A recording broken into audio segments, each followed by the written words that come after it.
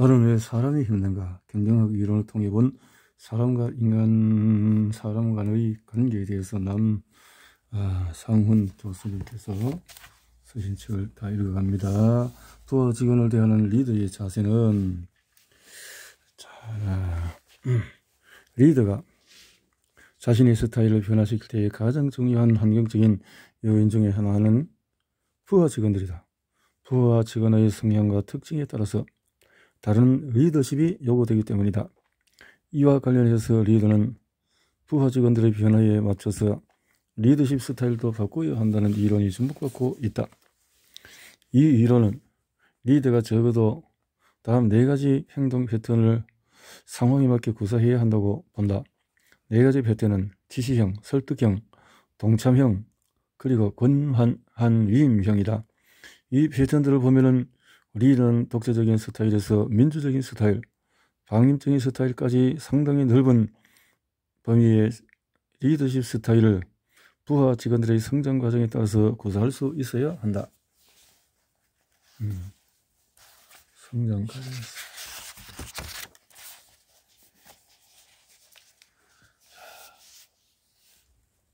리더의 4가지 행동 패턴.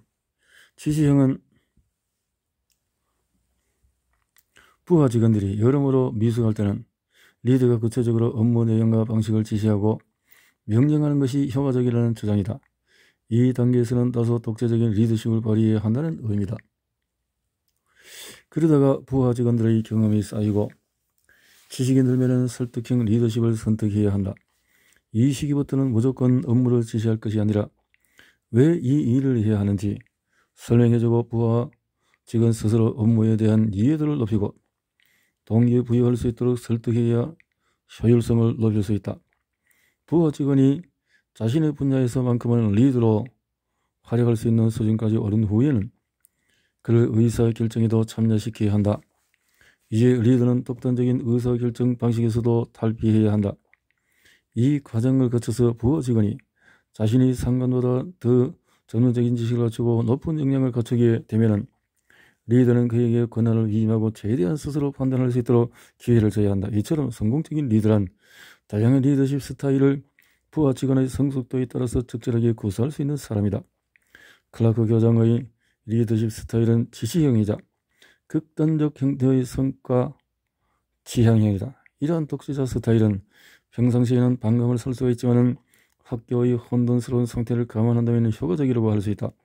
실제로 클라크 교장의 리더십 덕분에 학교에는 빠른 속도로 질서가 바로잡히기 시작했다. 그러나 학교가 안정을 되찾고 학생과 교사가 성숙해지면 독재자 스타일보다는 높은 단계의 리더십이 필요하다. 그러므로 클라크 교장이 기존의 독재자 스타일을 고수한다면 초반의 성공은 무위로 돌아갈 가능성이 있다. 변혁적인 리더십 대 거리적 리더십.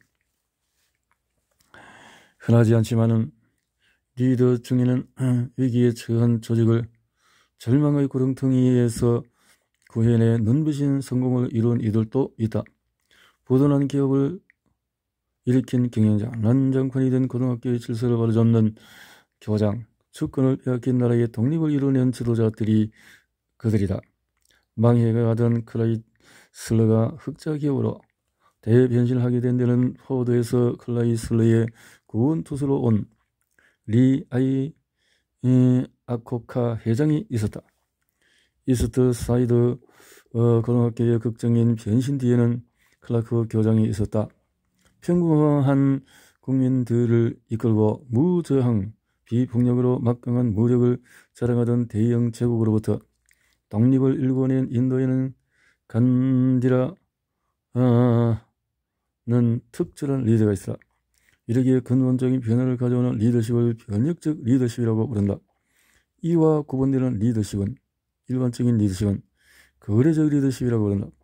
거래적 리더십은 리더와 부하 직원, 추종자들 사이의 거래 관계가 성립된다는 이론이다. 회사에서 리더가 부하 직원으로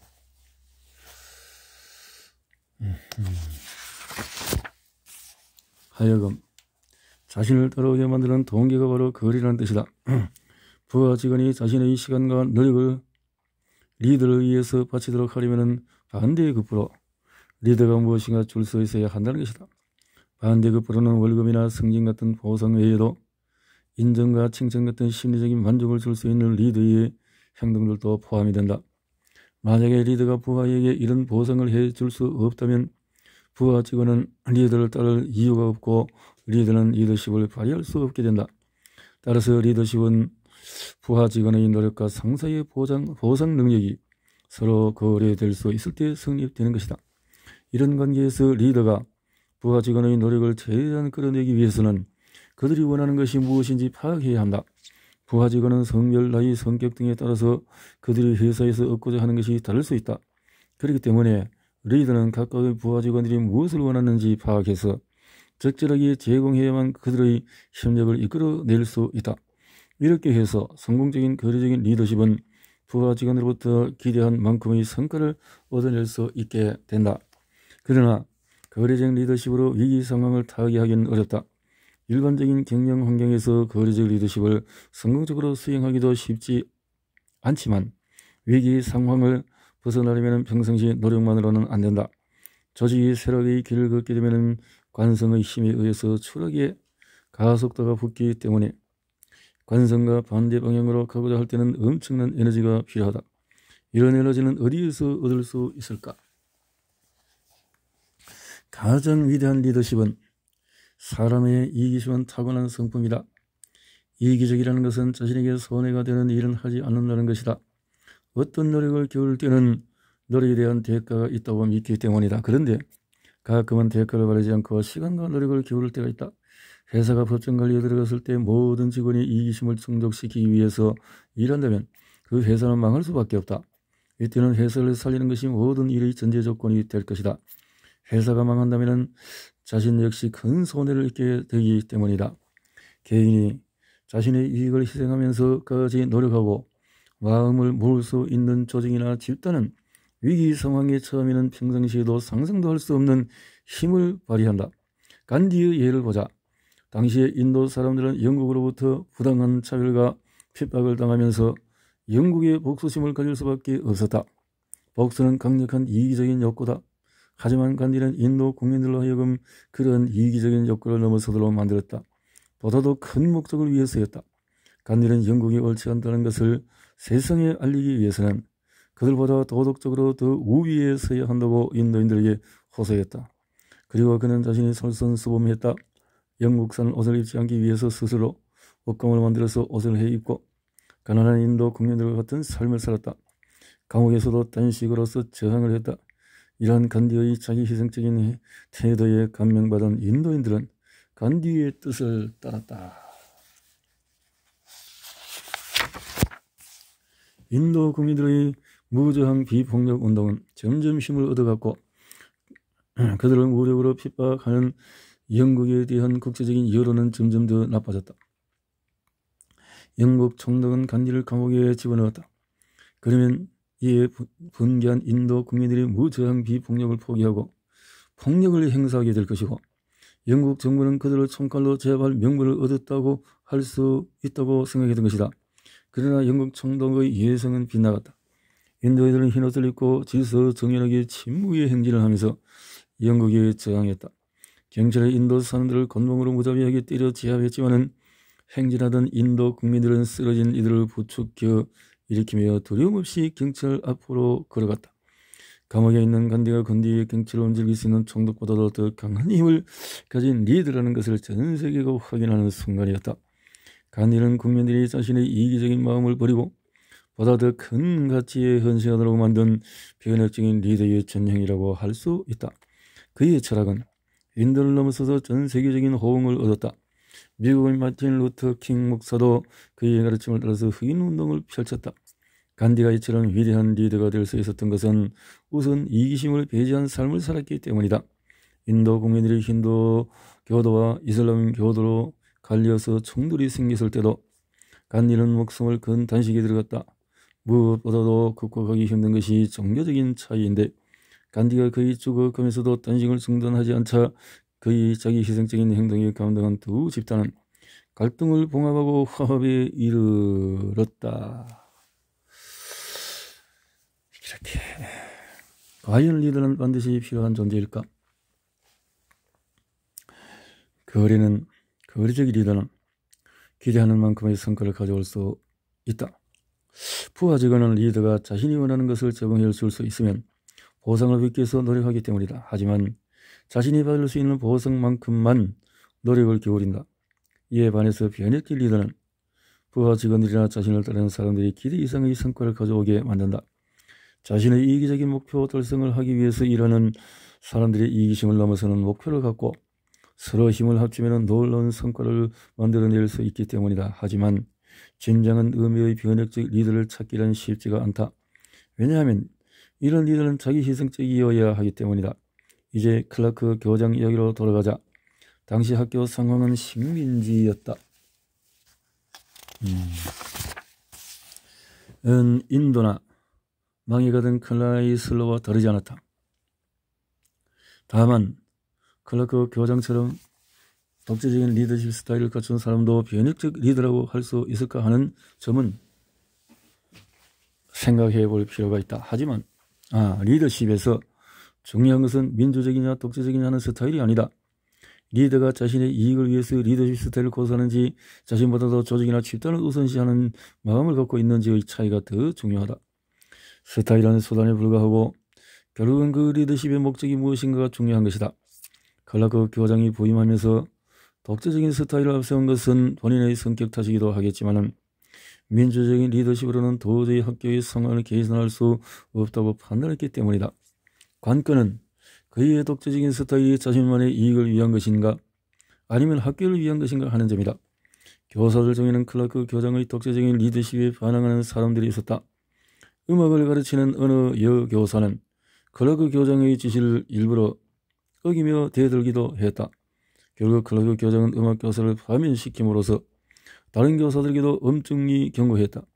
이런 비민주적인 행동에 동조할 사람은 없다. 하지만 클라크 교장의 강력한 리더십 때문에 학교가 빠른 속도로 질서를 되찾고 열심히 공부하려는 학생들에게 우호적인 분위기가 만들어졌다. 그러자 그의 리더십 스타일에 불만이 있던 교사들도 클라크 교장의 방침에 따라서 열심히 학생들을 지도하게 되었다. 만일 클라크 교장이 자신의 이익을 위해서 독재적인 행동을 했다면 교사와 학생 어느 쪽으로부터도 호응을 얻지 못했을 것이다. 교사와 학생들은 그의 리더십에 불만은 있었지만 그것이 학교를 되살리려는 목적을 위한 것이었고 다수의 선량한 학생들을 불량 학생으로부터 보호하기 위한 것이었기에 협력했던 것이다. 부임하자마자 300명의 불량 학생들을 퇴학시켰지만 그들 중에 일부는 다시 학교로 몰려들어서 다른 학생들에게 마약을 팔거나 칼부림을 벌이기도 했다. 클라크 교장은 그런 학생들이 학교 건물에 들어올 수 없도록 수업 시간에는 아예 학교 건물의 모든 문들을 안쪽에서 잠그라고 지시했다. 이 조치는 학생들을 보호하기 위한 것이지만 소방법 위반이었고 이것이 적발되면 클라크 교장은 감옥에 갈 수 있었다. 이런 위험을 감수하면서 학생들을 위해서 할 수 있는 최선을 다하는 클라크 교장의 모습을 보고 학생들은 그의 진심을 읽었을 것이다. 또 그의 리더십은 다른 교사들의 헌신을 불러일으켰다. 이런 의미에서 클라크 교장은 변혁적인 리더라고 할 수 있다. 진정한 리더십에 대한 로망. 리더가 정말 필요한 존재일까? 리더가 없으면 어떻게 될까? 사람들처럼 생각처럼 리더가 없으면 사회와 조직이 무법천지가 될까? 이 리더의 존재를 등려하는 것으로 받아들이는 오늘날의 사회에 던져볼 만한 질문이다. 우리 주변에는 긍정적인 영향을 미치는 리더도 있지만 자신이 가진 권력과 지위를 이용해 사리사욕을 챙기면서 조직과 사회에 해악을 끼치는 리더들도 많기 때문이다. 진정한 리더는 자신에게 부여된 권력을 자신을 위해서 쓰지 않는 절제력을 갖추어야 한다. 사람들은 리더가 하는 말이 아니라 리더가 하는 행동을 보고 그를 평가한다. 말로는 회사, 나라, 국민을 위해서 일한다고 하면서 실제로는 자신의 명예, 권력, 부를 우선시하는 이들은 절대 부하 직원과 국민들에게 리더로 존중받을 수 없다. 특히 리더에 대한 불신이 팽배한 요즘 같은 시대의 말이 아닌 행동으로 자기 희생을 감수하는 리더가 나타난다면 그가 미치는 영향은 상상 이상일 것이며 그와 함께하는 이들은 스스로도 예상치 못한 엄청난 일을 이룰 수 있을 것이다. 사람을 움직이고 변화시키기 위해서 필요한 것은 특정한 리더십 기술이 아니라 자신과 함께하는 이들을 위해서 리더가 보이는 자기 희생적인 태도다. 아마도 이것이 사람을 어려운 일에 가장 어려운 일일 것이다. 사람들은 진정으로 자기 희생적인 리더가 나타나기를 기다리고 있다.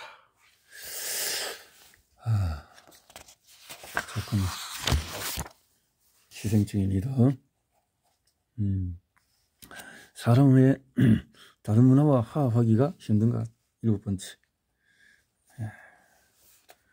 영화는 왜 이 문화 갈등을 주제로 삼았을까? 미국 작은 도시에 있던 자동차 공장이 문을 닫게 되었다. 다행히 직원들의 노력으로 공장은 일본의 한 자동차 회사에 인수된다. 하지만 서로 다른 문화가로 인한 갈등으로 공장은 다시 위기를 맞았다.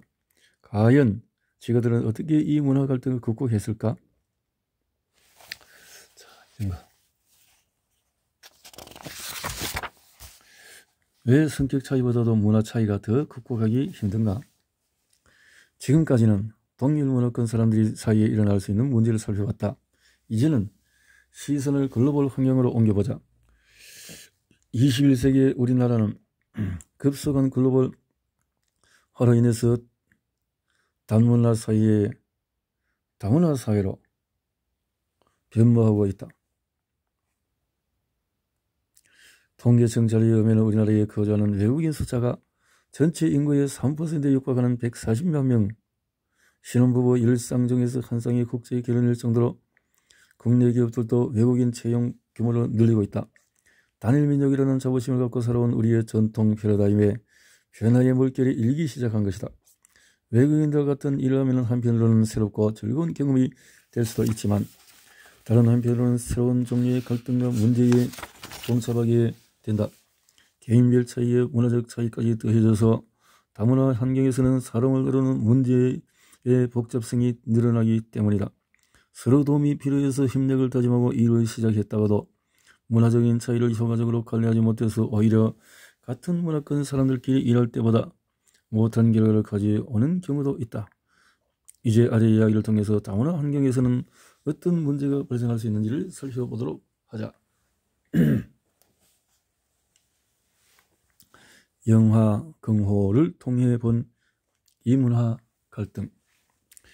미국의 헤들리빌이라는 도시에 있던 자동차 공장이 문을 닫게 되었다. 그곳에서 일하던 많은 노동자가 실직자가 된 것은 물론이고 공정 노동자를 상대로 장사하던 가게들도 하나둘씩 문을 닫으면서 도시 전체가 경제적으로 큰 타격을 입게 되었다. 헤들리빌 시는 공장을 다시 살려내기 위해서 미국 내의 다른 자동차 회사들과 접촉해 봤지만은 어디에서도 관심을 보이지 않았다. 이제 남은 선택은 외국 자동차 회사가 인수해 주는 것뿐이었다. 여러 나라들 중에서 일본으로 눈을 돌려 그것의 자동차 회사들 중에 하나인 아산 모터스의 문을 두드렸다. 공장 직원 중에서 성격도 쾌활하고 언변도 좋은 헌터 스티븐슨을 헤들리빌시의 대표로 일본으로 보냈다. 스티븐슨은 주민들의 생계가 자신에게 달려있다는 생각에 어깨가 무거웠다. 그에게 일본은 생소한 나라였다.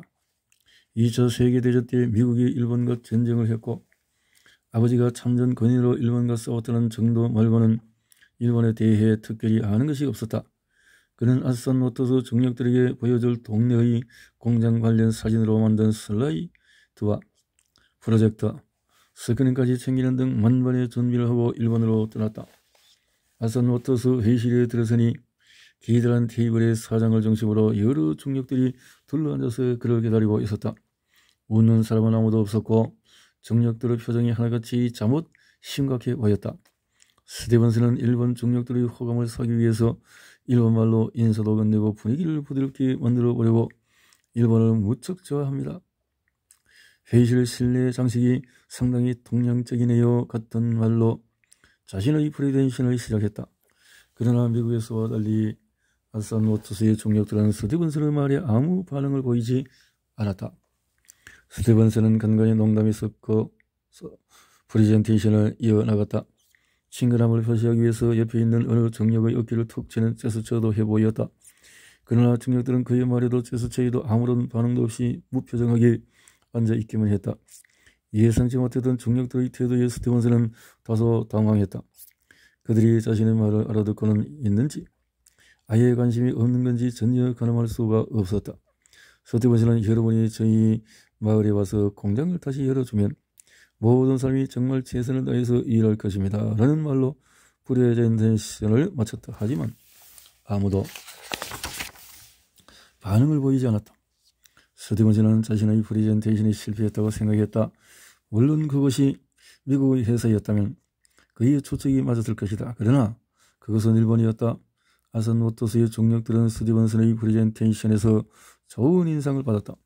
일반적으로 유머도 없고 형식적인 일본식 프레젠테이션에 비해 들이박히지 않고 자유스러웠던 스티븐슨의 스타일은 신선하고 흥미로웠다. 하지만 감정을 밖으로 드러내지 않은 일본 사람들의 특성 때문에 별다른 반응이 없어 보였던 것이다. 그뿐이다. 이처럼 서로 문화가 다르고 언어가 잘 통하지 않아도 진심은 통하게 마련이다. 무엇보다도 와주기만 하면 정말 열심히 일하겠다고 말하는 스티븐슨의 열정적인 표현에서 진심을 느꼈다. 아산 워터스는 미국 공장 인수를 긍정적으로 검토하게 되었다. 미국 공장을 점검하고 운영할 경영진들이 자신의 가족들과 함께 헤드리빌에 도착하던 날 시장을 비롯한 주민들이 공항으로 영접을 나왔다.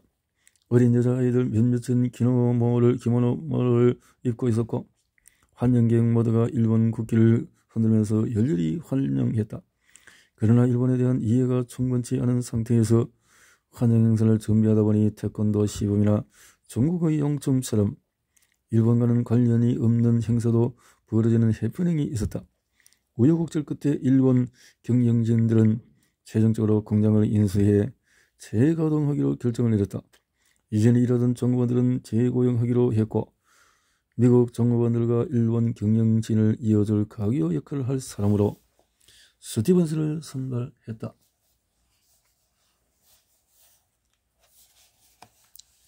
이문화 경영의 중요성. 드디어 공장이 다시 열리는 첫날 공장 사람들은 모두 한마음으로 공장을 수설해보겠다고 뜨거운 의욕으로 가득 차 보였다. 한동안 백수로 지내했던 미국 정부원들은 다시 일할 수 있게 되었다는 기쁨에 들떠 첫 출근길을 찍었다. 그리고는 아침 조회를 위하여 공장 마당으로 모두 모였다. 카즈히로 법인장과 스티븐슨 일본 경영진 한 사람이 단상 위에 자리했고 다른 일본 경영진들은 마당에 모인 미국 정부원들 사이에 여기저기 섞여 있었다. 미국 정부원들은 곁에 있는 일본 경영진에게 악수를 청하면서 환영한다는 말을 건넸다. 단성에 있던 카즈히로 법인장은 이제 모든 직원들은 한마음으로 회사만 생각하자라고 짧게 인사한 뒤에 아침 체조를 시작하겠다고 말했다. 이어서 단성위의 또 다른 일본 경영자가 곧바로 구호를 부르면서 체조 시험을 보이기 시작했다. 예상치 못한 조회 방식에 미국 정부들은 킥킥 웃을 뿐 아무도 따라하지 않았다. 카즈히로 법인장이 따라하라고 명령하고 스티븐슨이 미국 정부원들을 거슬려봤지만 소용없었다. 작은 직장에서도 일본인 직원과 현지 조공원들이 부딪히기 시작했다. 예를 들어 차량 도장 파티 직원은 이전에는 1시간에 75대의 도색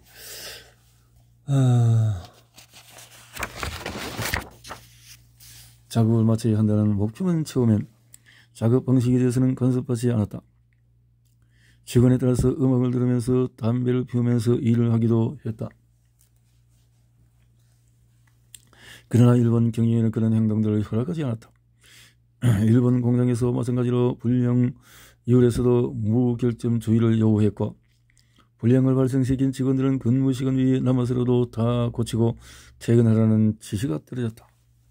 경영진은 자신들이 고용주고 그 공장은 이전에 미국식으로 운영하다가 문을 닫았으니 이제는 당연히 자신들의 경영 방식을 따라야 한다고 주장했다. 그러나 미국 정부들은 오히려 일본식으로 하면 작업 능률도 떨어지고 불편하다고 호소했다.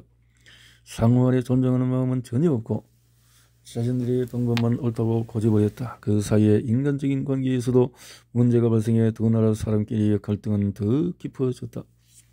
일본 경영이란 스티븐슨이 미국 정부원들을 설득해서 자신들의 방식을 따라오게 하는 역할을 해주기를 기대했다. 미국 정부원들은 또 그들대로 스티븐슨을 찾아와서 불평을 넣으며 이전에 자신들이 하던 식으로 일할 수 있도록 일본 경영진을 설득하라는 압력을 넣었다. 이러한 점들은 그대로 공장의 생산력 저하로 이어졌고 일본 원사의 실망감은 커져갔다. 가즈히로 부위원장은 미국 직원들로부터 원망을 듣고 일본 원사 회장으로부터는 무능한 경영자라고 이하단받는 처지가 되고 말았다. 시작은 의욕적이었다. 그러나 그런 들뜬 분위기를 오래가지 못했다. 시간이 지나면서 협력 대신에 갈등이, 의욕 대신에 불만과 실망이 터져나오면서 생산 목표도 제대로 채우지 못하게 되었다. 왜 이런 결과가 나타났을까? 기술력이나 자금력 때문이 아니었다. 보다 근본적으로 미국과 일본 두 나라의 이질적인 문화가 충돌했기 때문이다. 즉 경영진의 이 문화 경영 능력이 부족했던 탓이다.